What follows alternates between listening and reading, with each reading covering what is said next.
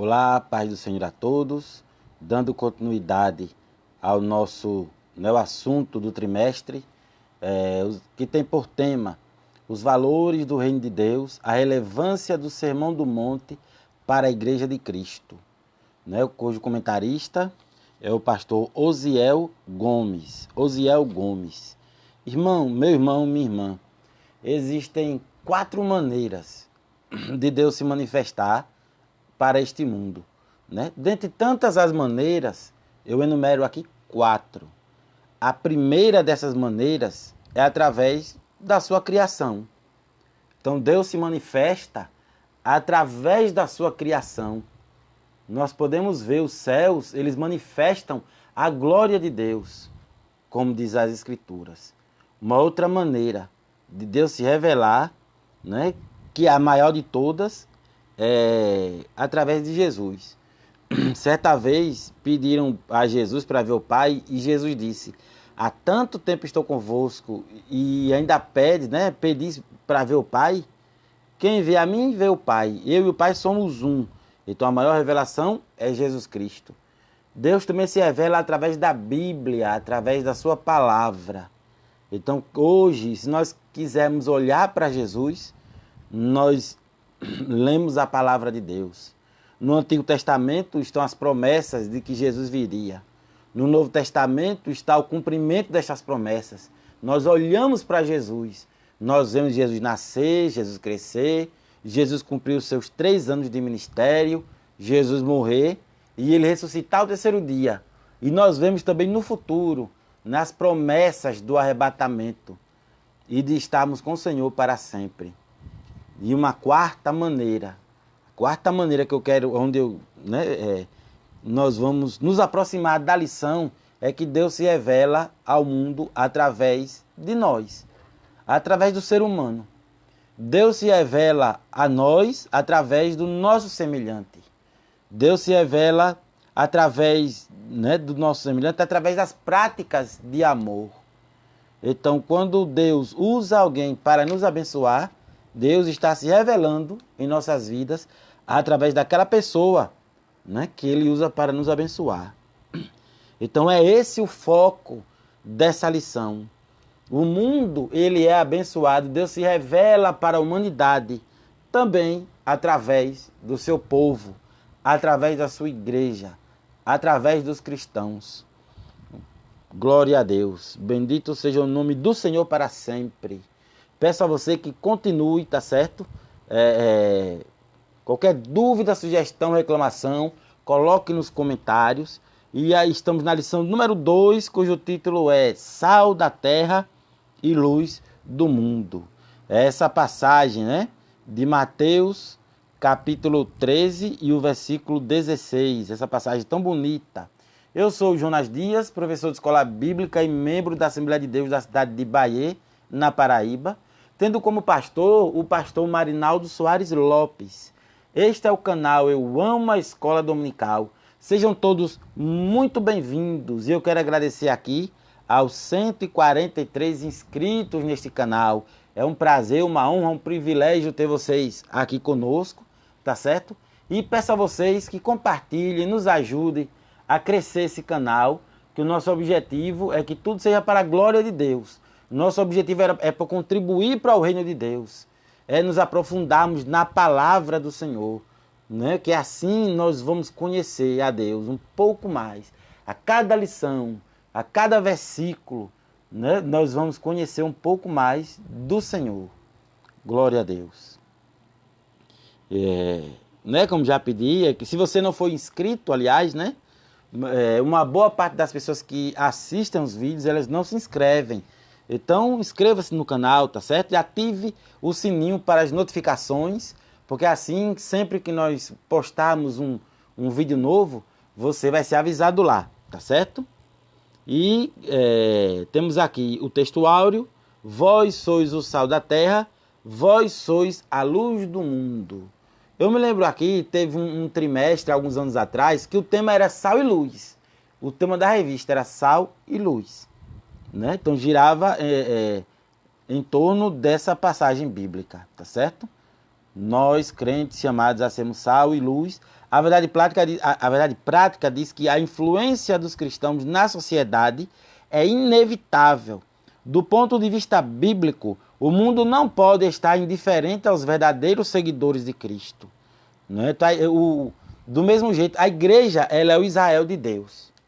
Então, semelhante à nação de Israel, que Deus criou e levantou para ser um exemplo de nação para as outras nações, Deus nos levanta, nós cristãos, nós que aceitamos a Jesus como nosso Salvador, Deus levanta a igreja para ser modelo para o mundo. Seu modelo para o mundo. Isso é uma grande responsabilidade. O nosso modo de viver, as nossas práticas, elas geram testemunho. O que é que as pessoas dizem de você lá fora? As pessoas dizem que você é um crente de verdade, uma crente de verdade? Como é que as pessoas dentro do seu lar, elas testemunham de você? Ah, esse irmão é uma bênção, fulano é uma bênção, mas dentro de casa, o que é que seus parentes, a sua família, né, diz a seu respeito? Tem uma frase que diz assim: a palavra convence, mas o exemplo arrasta. Então a prática, ela fala muito alto, no sentido de autoridade, no sentido de influência sobre as outras pessoas. Então Jesus, quando ele pregava, o povo via que ele pregava diferente dos fariseus, porque Jesus pregava com autoridade. Né? Então há uma diferença entre autoridade e poder. Há um livro muito bom chamado O Monge e o Executivo, que trata sobre liderança, e ele traz um conceito bem interessante sobre poder e autoridade. Então, poder é quando se obriga alguém a fazer algo, está exercendo poder sobre ela. Autoridade é quando alguém faz o que você deseja, ou alguém até mesmo lhe copia, pelo fato de ser você que está fazendo isso. Então, a pessoa faz aquilo porque é você que está pedindo. É a influência. E Jesus, ele ele tinha essa autoridade por causa da sua prática. Jesus disse que não veio revogar a lei, mas eu cumprir a lei. Enquanto que os fariseus, muitas vezes, impunham ao povo uma carga tão pesada que nem eles mesmos podiam suportar, Jesus, ele cumpria a lei. Então, era nisso que o povo via a diferença. O fariseu tinha um discurso muito bonito, mas as suas práticas, muitas vezes, não condiziam com seus discursos. Mas Jesus falava, e ele era o que ele falava. Então, isso é autoridade. Então, o povo olhava Jesus discursar, Jesus pregar a palavra, mas via de modo diferente, via Jesus com autoridade. Então, assim é a igreja. Deus, ele dá autoridade à igreja para poder exercer sua influência sobre o mundo. Então, para eu, como crente, como cristão, eu ter autoridade, eu tenho que praticar. Irmãos, que coisa interessante, que coisa inquietante. Esse trimestre, ele veio para dizer, epa, não apenas estude, não apenas aprenda, não apenas tenha um bom discurso, não apenas tenha uma boa pregação, um bom ensino, mas viva a palavra. Ponha em prática os meus mandamentos. Ame a Deus acima de todas as coisas. Ame ao próximo como a ti mesmo. Porque se você amar a Deus acima de todas as coisas, você não vai ter outros deuses diante de você. Se você amar o próximo como a você mesmo, você não vai fazer nenhum mal ao próximo. Você vai estar em paz. A paz de Deus, que excede todo entendimento, guarda as nossas mentes, os nossos sentimentos em Cristo Jesus. Glória a Deus. Leitura bíblica em classe, em Mateus 13:16, que você pode fazer com calma, tá certo? Não é uma leitura extensa, né? Mas é mais um trecho do Sermão do Monte. E a introdução diz: nesta lição, enfatizaremos o papel de sal e luz, né, que o cristão deve ter no mundo. Não basta denominar-se cristão, mas sim fazer a diferença no lugar onde vivemos. Por isso, tomaremos duas metáforas pelas quais Jesus ensinou a respeito da relevância, da importância de seus discípulos no mundo: o sal e a luz. Como esta ilumina o lugar de trevas e aquela tempera e conserva o alimento, somos chamados para influenciar o mundo atual, né? Nós vemos na narrativa que Jesus diz: e que adianta o sal, né, se ele for insípido? De que adianta? Né? Só serve para ser jogado fora e ser pisado pelos homens. Né? É o que nós vamos nos aprofundar aqui no tópico 1. O sal tempera e conserva. Né? Então, antigamente, antes de existir a tecnologia da refrigeração, né, geladeira, freezer, então as pessoas elas tinham o costume de conservar os alimentos, né, as carnes, através da salmoura. Né? Então o sal ele era usado, acho que por séculos, né, para conservar as carnes. Né? Então, além de dar o sal, né, então sabor também. Né? Não adianta a gente tá lá uma feijoada tal, e nós colocamos os ingredientes, mas nada disso vai adiantar se não colocarmos o sal, não é verdade? Então, temos aqui o tópico 1, o subtópico 1 vem a definição. Então, sal, o comentarista simplesmente ele diz, né, da definição de uma substância branca usada como tempero, né? Remédio e conservante. Então, essas duas funções. Né? No caso ele aqui ele acrescenta uma outra como remédio, né? Que eu particularmente não vou saber dar um exemplo aos irmãos. Como usar sal como remédio. Opa, chegou agora, chegou. Às vezes você tem uma inflamação na garganta, um problema na garganta, né? Então, alguém lhe recomenda, às vezes a minha família, minha mãe, já me recomendou de gagarejar água morna com sal. Água morna com sal, né? Então, ajuda a melhorar a garganta, não é isso? Nós já falamos do tempero, nós já falamos que conserva, né? Tem essa definição. Tem o tópico 2, né, que fala da importância do sal, onde o comentarista diz que a função do sal simboliza a vida moderada, equilibrada, de modo que traz uma ideia de boa influência do crente sobre o mundo. Outra definição do sal é de preservar o alimento da deterioração. Quando não havia, né, já falou sobre a tecnologia da refrigeração, os cristãos como sal são esfregados no mundo em processo de apodrecimento moral e espiritual. Então nós vemos aí a situação do mundo, a situação moral do mundo, a situação espiritual, o homem cada vez mais voltado para si mesmo, voltado para o seu próprio coração, para os seus próprios interesses, não é? Então nós estamos no mundo, nós somos esfregados. Essa palavra de esfregar é interessante, porque é uma maneira de Deus ele impõe ao mundo. O mundo tem que nos engolir, né? Então nós estamos aí para mostrar ao mundo a mente de Deus, a vida, o que é uma vida com Deus. Existem países lá fora onde os crentes são perseguidos, são mortos pela sua fé, e muitos missionários daqui do Brasil, eles são treinados, uma vez que nesses países não se pode nem portar uma Bíblia, quanto mais pregar a palavra. Então muitos missionários aqui no Brasil são treinados para evangelizar nesses países através da sua conduta. Então são treinados a chegar lá, fazer amizade com os cidadãos desses países e através da sua amizade ganhar almas para Cristo. Veja que coisa interessante, veja que coisa profunda.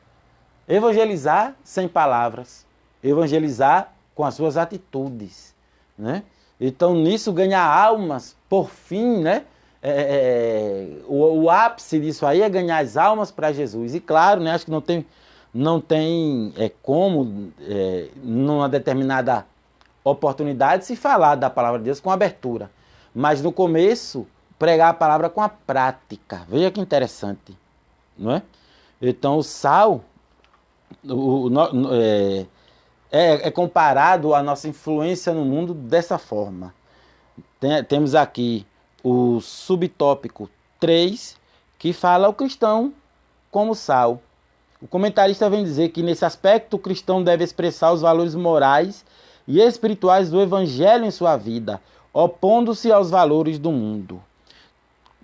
A vereda dos justos é como a luz da aurora, que vai brilhando mais e mais até chegar ao dia perfeito. Então, toda a nossa vida é um processo de transformação, e essa transformação ela vem de dentro para fora. Né? Mais uma vez, como citamos na aula passada, que a Bíblia diz que não vos conformeis com esse século, com este mundo, mas transformai-vos pela renovação do vosso entendimento. Então tudo começa na mente. Tudo começa na mente. Então não existe. Eu já ouvi crente chegar para mim e dizer, mas rapaz, eu cometi aquele pecado, mas foi tão de repente, eu não sei como foi, de repente eu já estava ali pecando. E a gente não sabe, a gente sabe que não é assim. Todo pecado é gerado na mente. A Bíblia fala disso, a Bíblia especifica isso. Então, nossa vida ela é gerada na nossa mente. Sobre tudo que se deve guardar, guarda o teu coração, porque dele procedem as saídas da vida. E coração aqui está se referindo à mente, o lugar onde nós pensamos, nós temos os sentimentos, né, os pensamentos, a sede dos pensamentos, sentimentos e vontades. Então, pensamentos tornam-se ações. Ações tornam-se hábito. E os hábitos formam o nosso caráter. Então, caráter é uma coleção de hábitos. E esses hábitos, né, vêm de práticas. Essas práticas são resultados do que pensamos, dos pensamentos que nós cultivamos. Certo? Então, tudo vem, essa transformação. E quando nós meditamos na palavra de Deus, de dia e de noite, nós tendemos a agir, a pensar como Deus pensa, a agir como Jesus agiria e a mostrar ao mundo o reino de Deus. A manifestar dessa forma no mundo o reino de Deus. Né? Essa é uma das formas de Deus se revelar ao mundo, como nós falamos no começo, no início. Ok? Qualquer dúvida, sugestão, reclamação, por favor, deixe nos comentários, tá certo? Temos aqui o tópico 2. A luz ilumina lugares em trevas. Subtópico 1. Conceito físico e metafórico. Então temos aqui, né, o comentarista diz que a luz ela procede dos corpos celestes. Né? Os corpos celestes que possuem luz próprias, que são as estrelas. Então, talvez até você, ao ler, se pergunte, só fala de estrelas e o Sol. O Sol é considerado pela ciência uma grande estrela, né?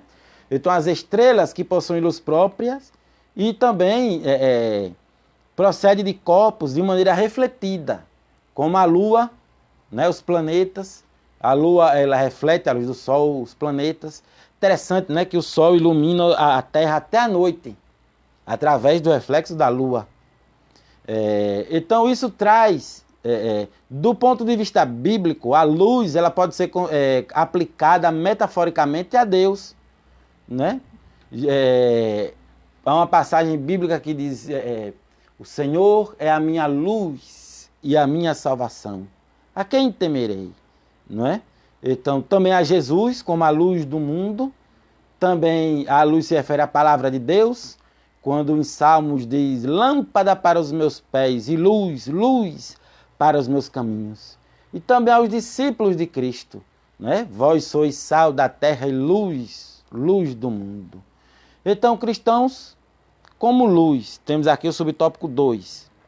Cristãos como luz. O comentarista diz que ao referir-se ao crente como luz, Jesus faz menção às boas obras produzidas por cada um de nós. Essas obras se caracterizam pelos atos de amor e fé manifestos na vida do crente por meio de um testemunho verdadeiro diante dos homens. Né? É a reputação. É a reputação. Né? Com o que é que os homens dizem de nós? Então, como é que eu faço para alguém dizer, Jonas é um crente de verdade, eu tenho que amar, eu tenho que amar. O louvor das Exércitos fala muito bonito. Eu quero amar sem barreiras. Eu quero amar sem fronteiras. Eu quero amar sem limites ou preconceitos. Eu quero amar seja quem for. Eu quero dar amor. Eu quero dar amor. Foi Cristo que me ensinou. Eu quero dar amor. Interessante, irmãos. Esse verbo dar. O amor consiste em dar. João 3,16 nos diz que Deus amou ao mundo de tal maneira que deu seu Filho unigênito, não é? Para que todo aquele que nele crê não pereça, mas tenha a vida eterna. Então o amor consiste em dar. Como amar o próximo? Dando aquilo que o próximo precisa, não é o que o próximo quer. É tudo o que o próximo precisa. Mesmo que o próximo seja o nosso inimigo. Por isso que Jesus disse, amai aos vossos inimigos. Jesus não disse, gostai dos vossos inimigos. Não é obrigado a gostar, mas é mandamento amar. Veja bem. Então nisso nós vemos que amor não é uma mera... não é um mero sentimento. Amor é prática. Amor é o que o amor faz. Então nós amamos a Deus, sendo-lhe obediente, obedecendo às suas palavras, e amamos ao próximo, dando aquilo que ele precisa. Por isso que Jesus diz, né? Se o teu inimigo tiver fome, dá-lhe de comer. Se o teu inimigo tiver sede, dá-lhe de beber. Então isso é amar ao próximo, isso é amar aos inimigos, tá certo? Então, cristãos, nós vemos aqui o cristão como luz. Temos aqui o subtópico 3, a luz em lugares de trevas. E o que o comentarista diz aqui? No subtópico 3, um pouco adiante, ele diz que a natureza de quem passou pelo novo nascimento é espalhar a luz do mundo por meio da própria vida. Por isso, o crente deve estar no lugar para o qual foi chamado, fazendo brilhar a luz por intermédio da boa obra. Entretanto, é preciso atentar para esta verdade bíblica. O cristão não pode manter sua vida como luzeiro pela própria força, mas por intermédio do Espírito Santo que o fortalece. Duas coisas nós pontuamos aqui. Questão das obras, não é? Então a Bíblia diz que ninguém é salvo. Então se conhece a árvore pelos frutos. Se sabe se nós somos crentes pelas nossas obras. Mas as obras não salvam, para que ninguém se glorie. O que salva é a fé. Então o que é abordada a questão das obras aqui, no sentido de uma manifestação de que somos salvos. É um resultado da nossa salvação, certo? E a questão do Espírito Santo. Ninguém pode produzir o fruto do Espírito sem o Espírito Santo. O nome já está dizendo fruto do Espírito. Uma pessoa ela pode ser boazinha, tal, mas se ela não tiver um encontro com Deus, o Espírito Santo não habitar nela, ela não vai produzir o fruto do Espírito. Não é? Glória a Deus. Temos aqui o tópico 3, discípulos que influenciam. Subtópico 1, sendo sal. Então, antes de testemunharmos publicamente, é preciso renovar o homem interior. Ou seja, antes de propagar uma mensagem pública, ela precisa ser verdadeira dentro de nós. É crer, é a fé, não é? É o meditar na palavra de Deus de dia e de noite, como diz o Salmo 1. Subtópico 2, sendo luz. O comentarista, entre outras coisas, diz que os seguidores de Jesus não podem se esconder. Eles são chamados a andar na luz, como na luz Deus está. A Bíblia diz, aquele que diz que está nele, aquele que diz estar nele, também deve andar como ele andou. Né? Então, aquele que diz está nele, também deve andar como ele andou, como Jesus andou. Então, ser crente não só de palavra, mas de ações. né? Temos aqui João 15, versículo 7. Se vós estiverdes em mim e as minhas palavras estiverdes em vós, pedirei tudo o que quiserdes e vos será feito. Então, até para nossa oração ser ouvida, temos que estar em Deus e a sua palavra tem que estar em nós. Subtópico 3, a influência cristã. A postura, segundo o comentarista, a postura de quem é sal e luz é a de um embaixador de uma pátria. Nós estamos representando a pátria celestial no mundo, cujas referências são a longanimidade, a mansidão, a moderação, bem como outras virtudes do fruto do Espírito, como está em Gálatas 5, 22 a 24. Então nós temos que manifestar os frutos do Espírito, né? Então, como é interessante, uma coisa que chama muito a atenção também nessa lição, a questão da renúncia. É deixar os nossos interesses de lado, para que o interesse de Cristo seja manifesto. É aquele trecho da oração do Pai Nosso, é olhar para Deus e dizer, venha a nós o teu reino, seja feita a tua vontade, assim na terra como no céu.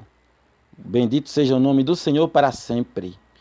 E vamos aqui à conclusão que diz que neste mundo dominado pelas trevas do pecado, só mesmo a influência dos servos de Cristo para promover as verdadeiras mudanças.